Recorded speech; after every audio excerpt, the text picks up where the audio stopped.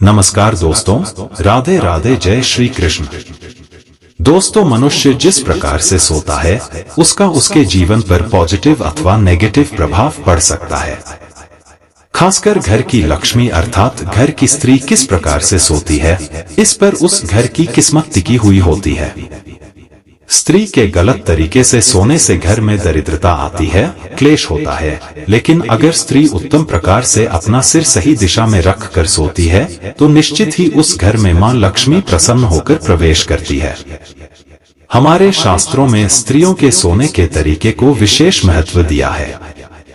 अगर स्त्री इस प्रकार से सोती है तो उसे सुख समृद्धि की प्राप्ति होती है। नमस्कार, स्वागत है आपका द आध्यात्मिक टेल्स में। दोस्तों, हमारे ऋषि मुनि अत्यंत ज्ञानी और विद्वान थे। संसार के कल्याण हेतु उन्होंने ब्रह्मचर्य व्रत का पालन करते हुए जब तक आदि प्रकार के महान कार्य किए हैं। उन्होंने अपनी योग विद्या, ज्ञान तथा अनुभव के आधार पर प्राचीन शास्त्रों और पुराणों का निर्माण किया है तथा देवताओं द्वारा प्राप्त ज्ञान को भी उन्होंने शास्त्रों के माध्यम से मनुष्यों तक पहुंचाने का उत्तम कार्य किया है। हमारे धर्म शास्त्रों में स्त्री और पुरुष दोनों के लिए ही महत्वपूर्ण नियमों का वर्णन किया गया है। सुबह जागने से लेकर रात्रि को सोने तक किए जाने वाले सभी नित्य कर्मों से जुड़े महत्वपूर्ण नियमों के बारे में हमारे शास्त्रों में बताया गया है। एक मनुष्य को उत्तम स्वास्थ्य की प्राप्ति के लिए अपने शरीर को कैसे शुद्ध रखना है और इस शरीर को पवित्र करने के लिए नित्य कौन से कार्य करने चाहिए, इसका वर्णन भी हमारे विद्वान ऋषियों ने किया है। श्री कृष्ण कहते हैं, मनुष्य को अपने शरीर से अत्यधिक मोह नहीं करना चाहिए, किंतु उसे परमात्मा से प्राप्त इस शरीर का नाश भी नहीं करना चाहिए।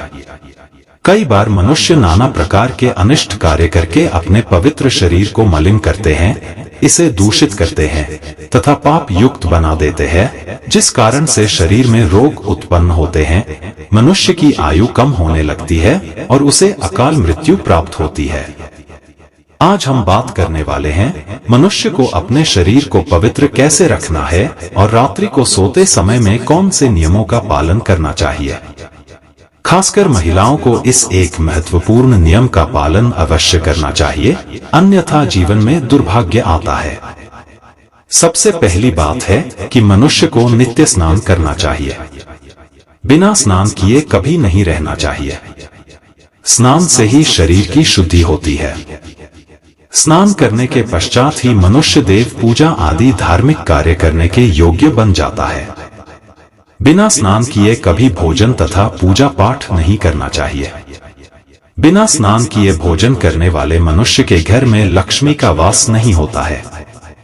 नंबर 2, दोस्तों, हमारे सभी धर्मशास्त्रों में बालों के विषय में महत्वपूर्ण ज्ञान दिया गया है। मनुष्य को अपने बालों को कैसे रखना चाहिए, किस दिन कटवाना चाहिए तथा किस दिन नहीं कटवाना चाहिए, बालों को कितना लंबा रखना श्रेष्ठ होता है और बालों से संबंधित क्या तांत्रिक कारण होते हैं, इसके बारे में शास्त्रों में बताया गया है। दोस्तों, हिंदू धर्म में सप्ताह का प्रत्येक दिन किसी न किसी देवता को समर्पित होता है और सप्ताह के प्रत्येक दिन के कुछ नियम भी अवश्य होते हैं। इसी तरह बाल कटवाने से संबंधित भी कुछ नियम होते हैं जो हर दिन के हिसाब से अलग अलग बताए गए हैं। शास्त्रों के अनुसार मनुष्य को अपने बाल मंगलवार, गुरुवार और शनिवार के दिन कभी नहीं कटवाने चाहिए। मंगलवार का दिन मंगल ग्रह से संबंधित होता है। मंगलवार को बाल काटने से जीवन में क्लेश की स्थिति निर्माण होती है, अकारण ही शत्रु निर्माण होते हैं और व्यक्ति का स्वभाव भी क्रोधी बनने लगता है।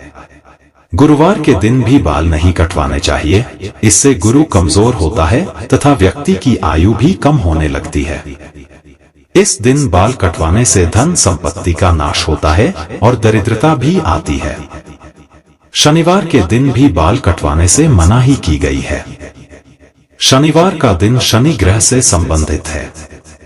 इस दिन बाल कटवाने से अशुभ घटनाएं घटने लगती है, इसीलिए शास्त्रों में मंगलवार, गुरुवार और शनिवार के दिन बाल न कटवाने की सलाह दी गई है, लेकिन बुधवार, शुक्रवार और रविवार का दिन बाल कटवाने के लिए शुभ माना गया है। इसमें से शुक्रवार का दिन ही बाल कटवाने के लिए सबसे अधिक शुभ माना जाता है।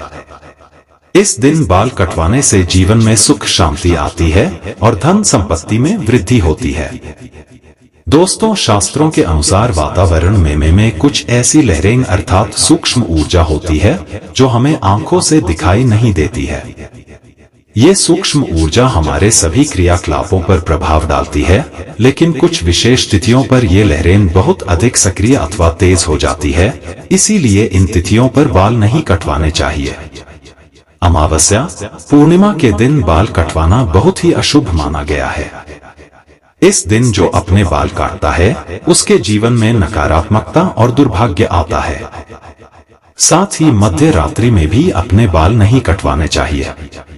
इस समय पर वातावरण में तामसिक और नकारात्मक ऊर्जा का प्रवाह अधिक होता है, जिसका सीधा असर हमारे मस्तिष्क पर पड़ता है। इसीलिए रात्रि में बाल न काटने की सलाह दी जाती है।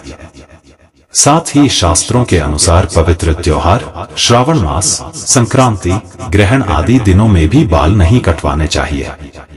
इन दिनों में बाल कटवाने से पाप लगता है और जीवन में दुर्भाग्य आता है।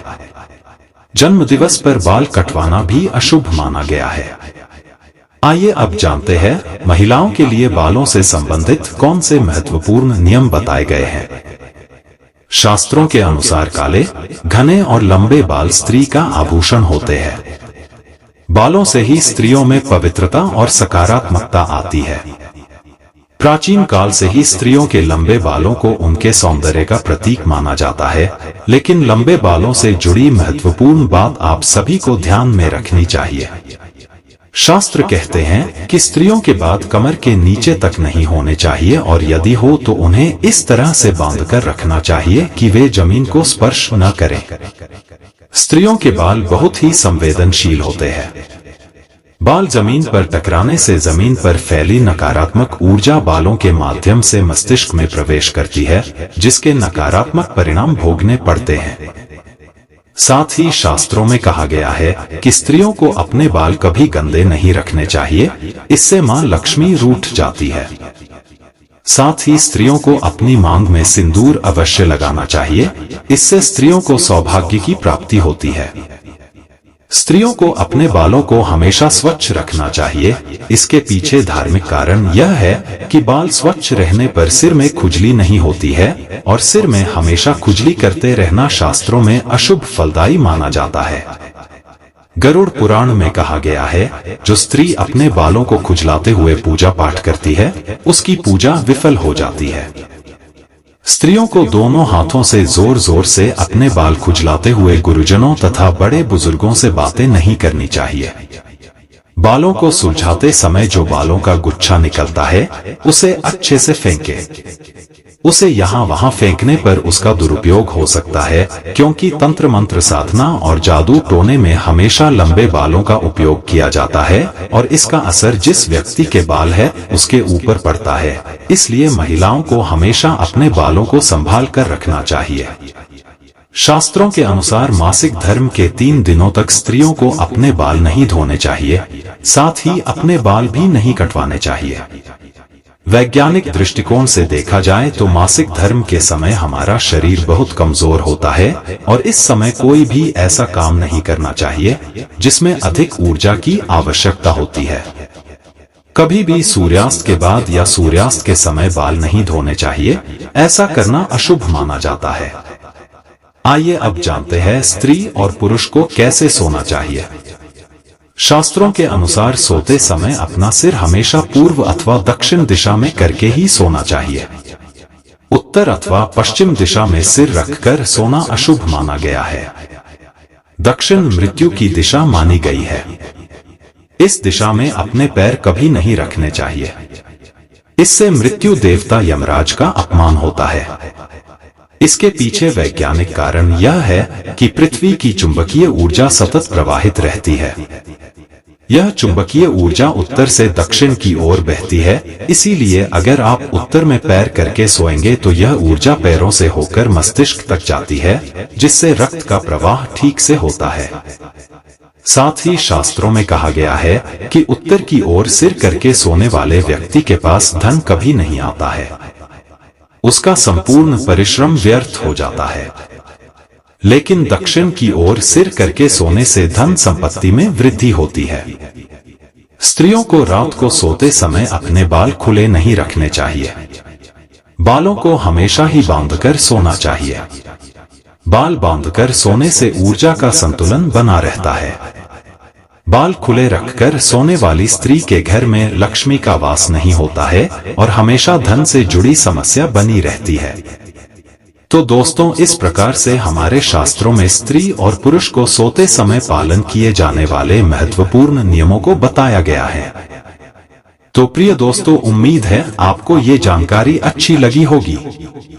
तो वीडियो को एक लाइक करें और ऐसी ही और जानकारियां जानने के लिए आपके अपने चैनल द आध्यात्मिक टेल्स को सब्सक्राइब भी जरूर कर लें। बोलिए माता लक्ष्मी, भगवान श्री हरि नारायण की जय।